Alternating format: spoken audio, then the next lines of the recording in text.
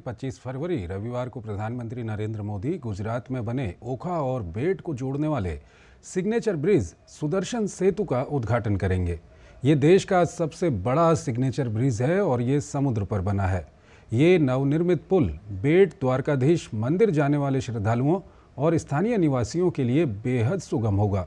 पानी के जरिए जो सफ़र घंटे में तय होता था वो अब मिनटों में पूरा होगा। कैसी है प्रधानमंत्री नरेंद्र मोदी के आगमन को लेकर तैयारियां और कितना दूरगामी प्रभाव डालेगा ये सुदर्शन सेतु? गुजरात के गृह मंत्री हर्ष सांघवी से बात की हमारे संवाददाता अश्विनी मिश्रा ने। रविवार को प्रधानमंत्री नरेंद्र मोदी एक बार फिर गुजरात को विकास परियोजनाओं की सौगात देंगे तो देश को सौगात देंगे अभियांत्रिकी के एक नवीन अनुपम नमूने का सुदर्शन सेतु, जो कि द्वारका और द्वारकाधीश को भेट द्वारका को आपस में जोड़ेगा। हमारे साथ गुजरात के गृह मंत्री हर्ष सांघवी जी हैं। हर्ष जी, किस तरीके से देखते हैं एक दृष्टिकोण प्रधानमंत्री जी का, आज उसी संकल्प की सिद्धि हुई है सुदर्शन सेतु के रूप में? देश के लोकप्रिय प्रधानमंत्री आदरणीय मोदी जी का मैं आभार मानता हूं। मोदी जी ने एक विजन देखा कि द्वारका और बेट द्वारका को जोड़ा जाए।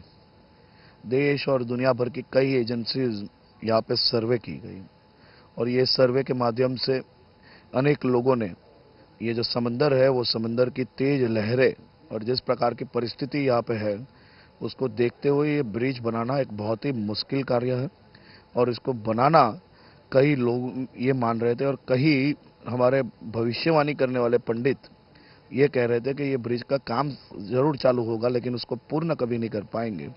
लेकिन प्रधानमंत्री जी भी जो गारंटी देते हैं वो गारंटी पूर्ण करते हैं।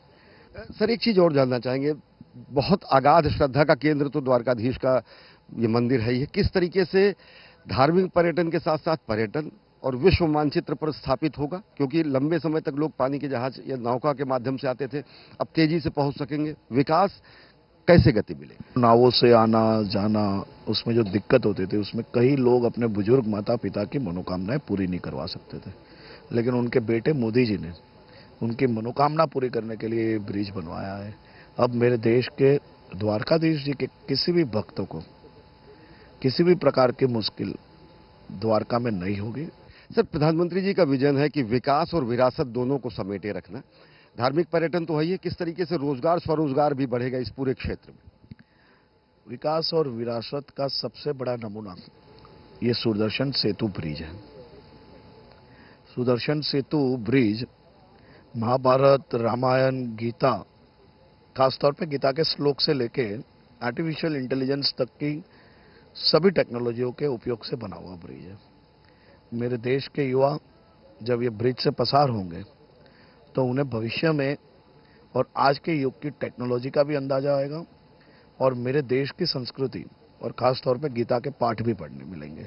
तो देख सकते हैं कि किस तरीके से ये सुदर्शन सेतु एक संकल्प से सिद्धि का प्रमाण है। सुदर्शन सेतु भारत की विरासत पर खड़ा हुआ एक ऐसा गौरवशाली प्रतिबिंब है जो कि बताता है कि यहाँ पर गीता के श्लोक भी अगर दिखेंगे तो यहाँ पर आर्टिफिशियल इंटेलिजेंस भी दिखेगा। ये विकसित होते भारत का प्रमाण है। साथ ही साथ ये प्रमाण है कि अगर दूरदर्शिता में वैज्ञानिक दृष्टिकोण का समावेश होता है तो किस तरीके से अभिनव निर्माण होता है। कैमरा पर्सन मोहित उइके के साथ अश्विनी कुमार मिश्र, सुदर्शन सेतु, द्वारकाधीश।